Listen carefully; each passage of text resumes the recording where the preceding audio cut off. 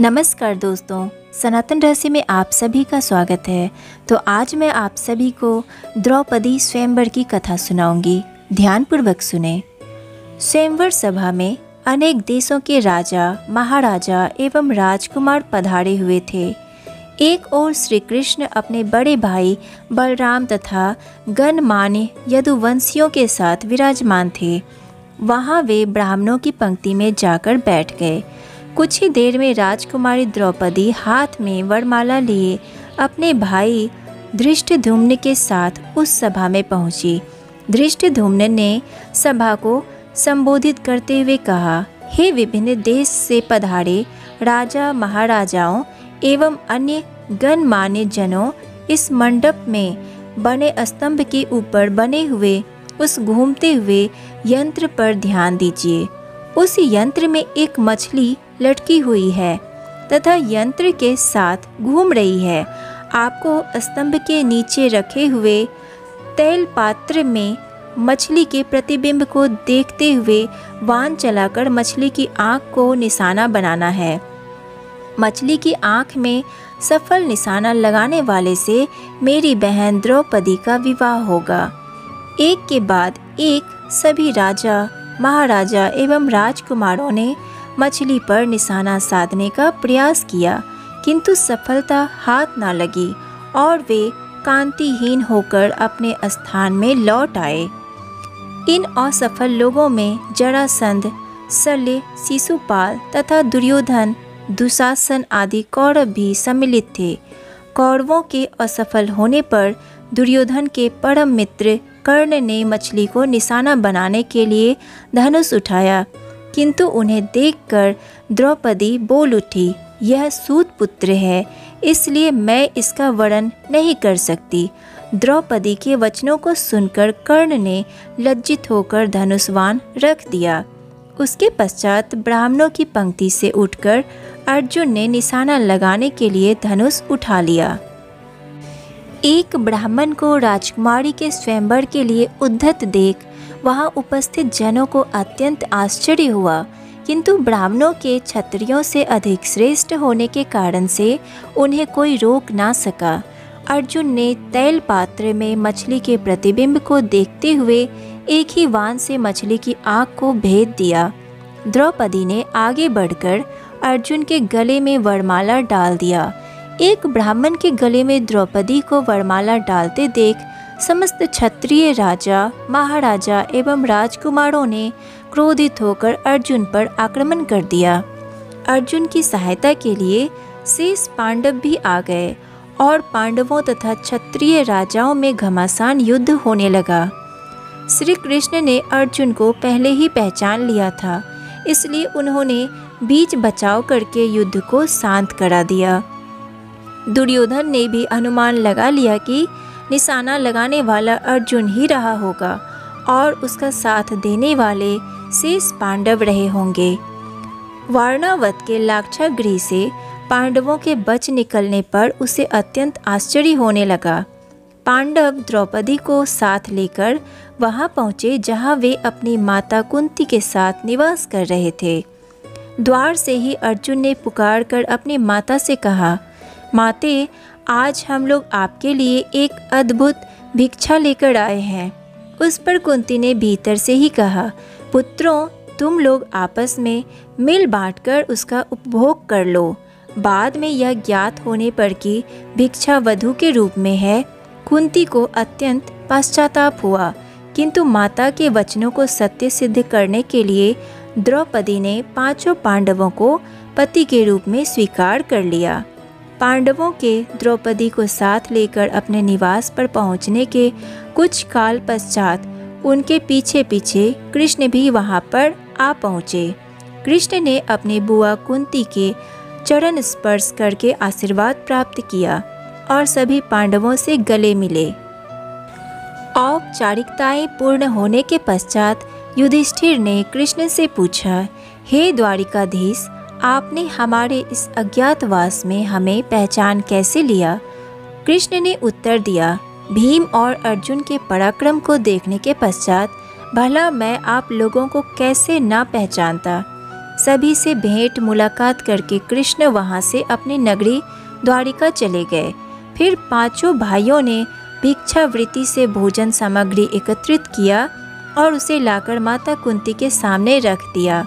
कुंती ने द्रौपदी से कहा, देवी, इस भिक्षा से पहले देवताओं के अंश निकालो, फिर ब्राह्मणों को भिक्षा दो, तत्पश्चात आश्रितों का अंश अलग करो। उसके बाद जो शेष बचे उसका आधा भाग भीम को और शेष आधा भाग हम सभी को भोजन के लिए परोसो। पतिव्रता द्रौपदी ने कुंती के आदेश का पालन किया। भोजन के पश्चात कुशासन पर मृग चर्म बिछाकर वे सो गए। द्रौपदी माता के पैरों की ओर सोई।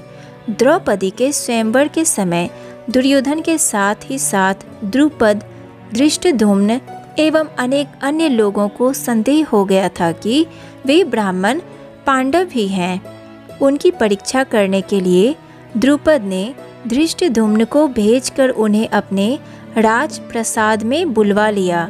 राजप्रासाद में द्रुपद एवं धृष्टद्युम्न ने पहले राजकोष को दिखाया, किंतु पांडवों ने वहां रखे रत्नाभूषणों तथा रत्न माणिक्य आदि में किसी प्रकार की रुचि नहीं दिखाई। किंतु जब वे शस्त्रागार में गए तो वहां रखे अस्त्र शस्त्रों उन सभी ने बहुत अधिक रुचि प्रदर्शित किया और अपनी पसंद के शस्त्रों को अपने पास रख लिया। उनके क्रियाकलाप से द्रुपद को विश्वास हो गया कि ये ब्राह्मण के रूप में योद्धा ही हैं। द्रुपद ने युधिष्ठिर से पूछा, हे आर्य, आपके पराक्रम को देखकर मुझे विश्वास हो गया है कि आप लोग ब्राह्मण नहीं हैं। कृपा करके आप अपना सही परिचय दीजिए। उनके वचनों को सुनकर युधिष्ठिर ने कहा, राजन, आपका कथन अक्षर सत्य है। हम पांडु पुत्र पांडव हैं। मैं युधिष्ठिर हूँ और ये मेरे भाई भीमसेन, अर्जुन, नकुल एवं सहदेव हैं। हमारी माता कुंती आपकी पुत्री द्रौपदी के साथ आपके महल में है। युधिष्ठिर की बात सुनकर द्रुपद अत्यंत प्रसन्न हुए और बोले, आज भगवान ने मेरी सुन ली। मैं चाहता था कि मेरी पुत्री का विवाह पांडु के पराक्रमी पुत्र अर्जुन के साथ ही हो। मैं आज ही अर्जुन और द्रौपदी के विधिवत विवाह का प्रबंध करता हूँ। इस पर युधिष्ठिर ने कहा, राजन, द्रौपदी का विवाह तो हम पांचों भाइयों के साथ होना है।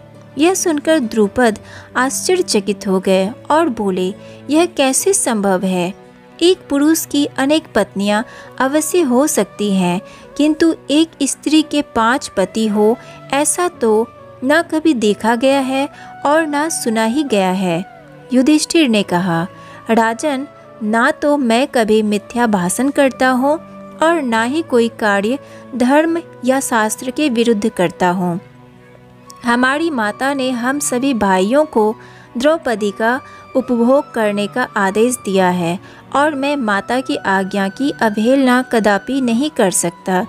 इसी समय वहाँ पर वेद व्यास जी पधारे और उन्होंने द्रुपद को द्रौपदी के पूर्व जन्म में तपस्या से प्रसन्न होकर शंकर भगवान के द्वारा 5 पराक्रमी पति प्राप्त करने के वर देने की बात बताई। वेद व्यास जी के वचनों को सुनकर द्रुपद का संदेश समाप्त हो गया और उन्होंने अपनी पुत्री द्रौपदी का पानी ग्रहण संस्कार 5 पांडवों के साथ बड़े धूमधाम के साथ कर दिया। इस विवाह में विशेष बात यह हुई कि देवर्षि नारद ने स्वयं पधार कर द्रौपदी को प्रतिदिन कन्या रूप हो जाने का आशीर्वाद दिया। पांडवों के जीवित होने तथा द्रौपदी के साथ विवाह होने की बात तेजी से सभी ओर फैल गई। हस्तिनापुर में इस समाचार के मिलने पर दुर्योधन और उसके सहयोगियों के दुख का पारावार न रहा। वे पांडवों को उनका राज्य लौटाना नहीं चाहते थे, किंतु भीष्म, विदुर, द्रोण आदि के द्वारा धृतराष्ट्र को समझाने तथा दबाव डालने के कारण उन्हें पांडवों को राज्य का आधा हिस्सा देने के लिए विवश होना पड़ गया। विदुर पांडवों को बुला लाए। धृतराष्ट्र, द्रोणाचार्य, कृपाचार्य, विकर्ण, चित्रसेन आदि सभी ने उनकी अगवानी की और राज्य का खांडव वन नामक हिस्सा उन्हें दे दिया गया। पांडवों ने उस खांडव वन में एक नगरी की स्थापना करके उसका नाम इंद्रप्रस्थ रखा तथा इंद्रप्रस्थ को राजधानी बनाकर राज्य करने लगे। युधिष्ठिर की लोकप्रियता के कारण कौरवों के राज्य के अधिकांश प्रजाजन पांडवों के राज्य में आकर बस गए। तो आज के लिए बस इतना ही। इससे आगे की कहानी मैं आपको नेक्स्ट वीडियो में बताऊंगी। तो वीडियो को लाइक कीजिए, सनातन रहस्य को सब्सक्राइब कीजिए और ज़्यादा से ज़्यादा शेयर कीजिए। राधे राधे।